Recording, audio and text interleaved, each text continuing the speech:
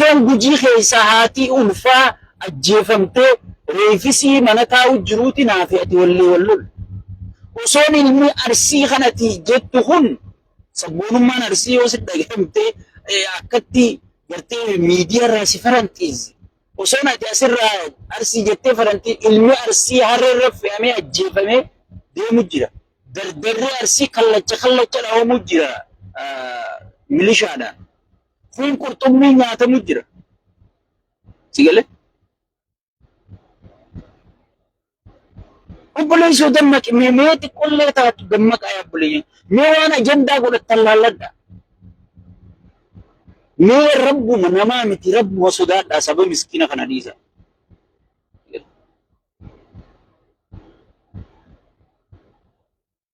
Sagalee tanumaan qaba gaa'ee ayiroonno.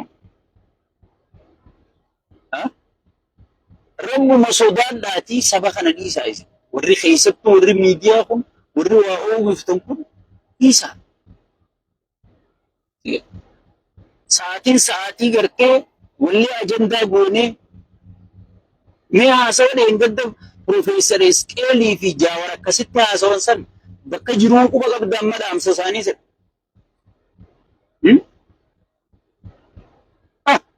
Aadaa arsiitiif mormu jirta haa goota kee. Numa goota bara. Kunis arsii arrabsu jirta haa aadaa isi. Yoo arsii arrabsite if arrabsite bara. Yoo arsii faarsite if faarsite bara. Namni qaama fi tokko na dhageeffadhu qaama fi tokko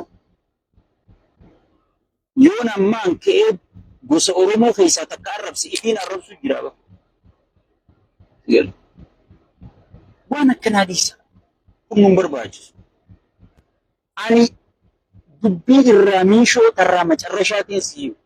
Jannata yoo piippiin si faarsite jannata saniin seeninii. Jannata hawlu wanni qaalii wayirti. Azaaba keessa taa'ee carraa hanga warri gartee sirraa jannatuma sanuu sirri laalu dhufuutti azaaba keessa taa'ee carraa kee eeggatu. Aadaa dhiise. Aadaa asii biraa yaanaa'u maarree jettu tana asii biraa yaanaa'u. Jannata san keessa yoo piippiin dhufte. Sigale kanaa ol wanni dhaamsii irraa mahiyyeetii siin jedhe. Hin jiru kanaa ol wanni min geessitu. Aadaa warqinaa gabayyoon aadaa deeyisuun fudhadhu. Artii warqinaa gabayyoon aadaa deeyisuun fudhadhu. Isaa dhufeetti har'an aadaa deeyisa. Osoon inni aangorra jiru ilmi arsii buqqoo jira bara baale keessa. Baale guutuun gurguramtee jirti bara. Soomaleen daangaa cabsitee daangaa hunda fudhattee lallabattee taa'u jirti bara. Isaa har'a sabboonaan haa ta'uu dhufee walleen aadaa deeyisa. Ati kana ajandaa gootee wal naa lolta. Obboleessoo xiqqoollee taatu mee nama ifin tuffachiisina uummanummaan Oromoo kun wahuma dhufe jalaan oriinaa. Sigale. Amma duru bakka meeqa baatanii guruubii meeqa baatanii kun nuti baale arsii miti nuti maarreen arsii maarree miti mitirkishoo isinummaan walee galtanii. Damma maaltutti aana warqinaa gabayyoo arsii jaalataa sheer godhee aadaa arsiiti sigale sheer godhee Jaawar Maamma sheer hin goone jettutti asaan gana amma kuni Jaawar irraa ittisa kuni maal irraa ittisa sheek abbutaa iddoo tana gubata sigale mee maalumaan isin godhe mee rabbi sodaadha. Mee maalumaan isin godhe. Anaafillee yaaddanii bannaan. Saniifuu sheeka keessan kanallee yaadala. Sheekana arsinuu jaa yaada. Yeruma hundaa'uu namni wajji qabsu hiitan tokko waan takka yoo morme mee dhaabbaa'eef laala. Mee dhaabbaa'eef laala. Nuti isin caala nama arsii jaalatu isin caala jechoota filatamaa nama filatee saba arsii kanaan jiru. So isin caala uummata kana faarse. Faaruun beektan. Maarree sanduuqa maarree. Namoota baanurraa waan akkana nuti qabsoorra jirra. Aadaa teenya gana guddifanna. seenaa teenya gana barreeffanna. Daangaa keenyaa gana kabachiifna. Sa'a diinatti muddinee gartee diina taankii fi baankii jiru albaatii keessaa yaasu jirrutti ati ganda gaddeebitee asii immaa hoshora naa ta'e taateedha. Osoon kunooti isiniin juuti kunootiif hin jettanii Oromoon xiyya wal naa taate hayyoota kiyya waliin naa fiddee hayyayya dhiibbaan kana caalaa godhamee lafarratti harku qabnaa si galee.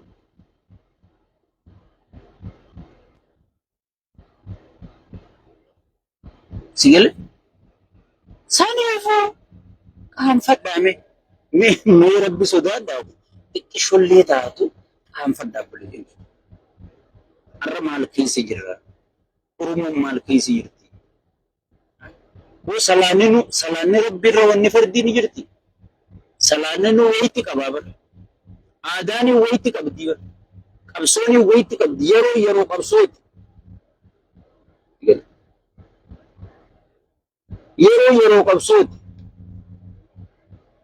Waa takka wanni ati arsii dabaltu hin jirtu hanga feete arsii faarsite. Waa takka arsii jettee iyyiteef wanni ati Oromoo keessa arsii dabaltu hin jirtu. Waa takka ati wanni arsii jettee lafa gaqqabdeef wanni ati arsii gaqqabuu dandeessu hin jirtu Oromoo ta'an keessa. Carruma Oromoo ta'an mudatee isii mudate. Yoo Oromoon tun milkooyti ni milkooyti. Yoo Oromoon tun kasaarte walumaan kasaaraa. Kanaafuu maal goona wal qabannee tabbabaanee milkaa'uu qabnaa jechuudha. Milkaa'uu qabnaa. Yoo shamarran faaniif ilaalaa isa. Haadha intala akka teessaniiti barta ulfa guddaa san ol qabdee ulfa sanii wajji awwaalamte. Hojii keessatti. Miti qollee isinitti hin dhaga'amu. Humaanitiin eessa qotte qo'e? Namummaan eessa qotte?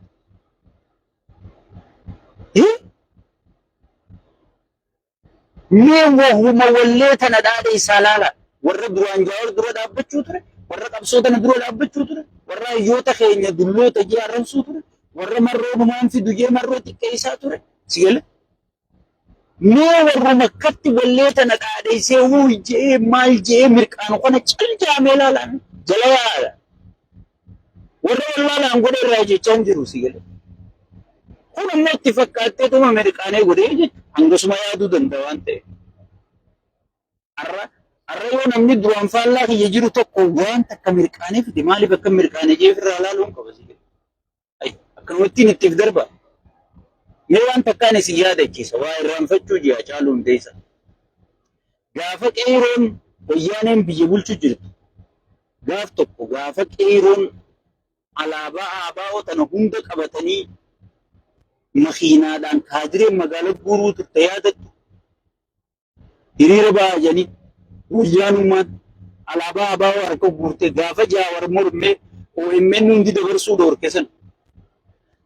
Akkamitti hiriira guddaa kana dabarsuu dhoorka? Maarree shaneen tun hundi qiyaamaa keessa shaneen daawwiti bisaa ture. Kuma ilaala hiriira kana akkamitti dabarsuu dhoorka? You remember? Yaadattu. Hiriira sayyoo laalte bar qeeroon alaabaa qabatteeti magaalaa hunda keessaa barra baadiyyaa hunda keessaa makiinaan guuruu jiranii bar qeeroo. Si galee? Ifiifuu nu gargaaruu jiranii fakkaatti. Jawaar abadan hiriirri kun keenyaa mitii jee morme yaadattu sana. Maaliif hoggii waan ati hin feene si dura qabanii si dadhaban waan ati feetu sii fidanii jechuudha. Waan ati faarsuu feetu si wajji faarsanii jechuudha. Si seenaniiti iccitii ta'e guuratan adda si diigan jaaluma kee kan wajji qabsaa'uu jirtu kanaa wajji wal afaan si kaanii jechuudha. Amma meeqa keessanii kalee bu'aa waa jeen arrabsine. Orrumaa wajji qabsaa'uu jiru. Ana akkasuma yaaddan isinitti naaru isinitti aareetii miti kaniin jechaa jiru. Maaliif hangi yaaduu dandeessan hangasuma. Aboo sheekaa kana karaa dheeraa wajji as deemaa dhufne dhiiru isheen kun maal harkanii kitaabul jismii kun har'a maal harkeen nu dura dhaabbateen hin jirtu. Akkana honka. Piippiin duraanuu karatti hin nabbaatu dhabde dhuftee sii jajjabeessiti. Bar kun akkanumaa maarreedhaa mii xiqqishoo anaa kana sirritti hadiisa kiyya kana hin tiif dhuftee sii galte. harfii takka takkaan akka sirriitti isaa galutti kanuma dadhabnee maarra ta'e miitirqishoo ta'e sigalee kunoo wayganaa sigalee so saniifuu waan takka hoggii namni gartee wajjin deemtan kun morme mee maaliif namni kun morme jaa'eef gaafadha sigalee waatu duuba jira memmaas waan birootiin isin yaadachiisa gaafa Jawaar Mohaammed hidhaa jiru Baqqalaa Garbaa faan Hamzaa Booranaa Shamsuddin Xahaa hayyoonni keenya hidhaa jiran san Faraan Baddeessaa wallee jaalalaa takka baasuu yaadattu yeroo nuti jaanii namni hangam takka dura dhaabbate yeroo jaalala walliif nu jaanii yaadattu kan kunis wallisu qaba kunis wanni sun ajandaan sun eessa akka ka'een beeka sigale bar jaalaluma wallise Faraan Baddeessaatu wallise bar yeroo hayyoonni keenya hidhaa jiru yeroo Hacaaluun du'ee jiru yeroo gartee Sheek Abbutaa afaan nurra dhiichisu jiru akkami jaalala walliftanii jettanii Faraan Baddeessaa dura gaafa dhaabbattan yaadattu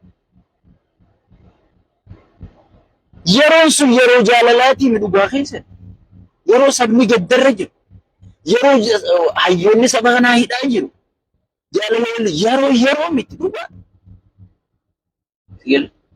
angaafa san gabbee irraan dubbanne maaliif dubbiin dhugaadha dubbiin dhugaadha wanni isin mormitan sun dhugaadha amma yeroo aadaan hincifnu meenaa hin bakka inni aadaarra waraabu jiru sanirraa namni harreerra fe'amee reefi deemu jira ummata inni faarsu kana hiriiraa baaleerraa buqqisanii shanyiin qotattu jedhanii cafaqu jiran Gujii ichuma bira sigale Gujii ichuma bira ollaasan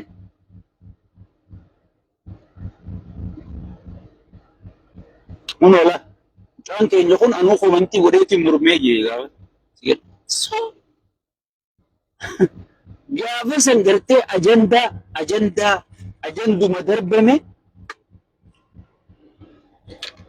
fudhattanii warri kun ammoo dhuguma mormu jira akkamitti osoo hayyoonni keenya hidhaa jiru beetonni keenya hidhaa jiru Hacaaluun du'ee qabrii jiru akkami Faraan Baddeessaa artistiidha akkami jaalala wallisaa jettanii loluu turtan wanni isin gaafa san loltatu sirri an dubbii san gaafa san laayif illee irraa waraabne wallahi akkatti yaadan maaliif dubbiin isin lolu jirtan sun sirriidha saasan sigale arra osoo namni keenya dhumaa jiru osoo namni keenya buqqa'aa jiru osoo daangaan Oromiyaa sarbamaa jiru sigale osoo daangaan Oromiyaa sarbamaa jiru osoo sheexaantichi tokko walirra nu bitee bukkee nurraa kaasaa jiru sigale osoo hayyoota gandagandatti idda fudhannee jirru kana abbootii qabeenyaa gandagandatti idda fudhannee jirru kana hunda dirqiidhaan walitti dhiibnee walitti deebisaa jirru gaafa isin fiddanii akka burcuqqoo dubbii ajandaan taane nuti darbitan kun ajandaa fudhataman qabne ajandaa qabsoo teenyallee saba keenyallee gargaarree ammaa booda uggee ajandaan tokko dhufe itti yaadaati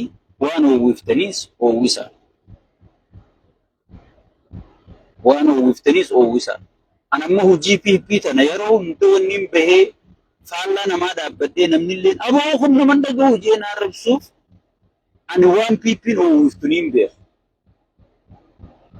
PP'n ispeeshaalii Harargee fi Arsiin akka jaaraman hin feetu an siifiin himaa dhageeffatu akka tokko tahanii tokkummaadhaan dubbatan hin feetu jala mureetiin siifu PP'n tun paartiitii yaan sirriitti hin beeku akka isaan kun tokko tahanii deeman hin feetu sababa sa'aatiif gaafadhu deemi yoo jarri kun wal ta'ee isaanii miidiyaa irratti illee wal mari'atu garte akkuma gooteeti dhuftee ittiin seente feetu sakkaree iyyatti ergiti feetu maarreetti ergiti feetu faarsee bulatti ergiti akkuma goote walit na hiiti.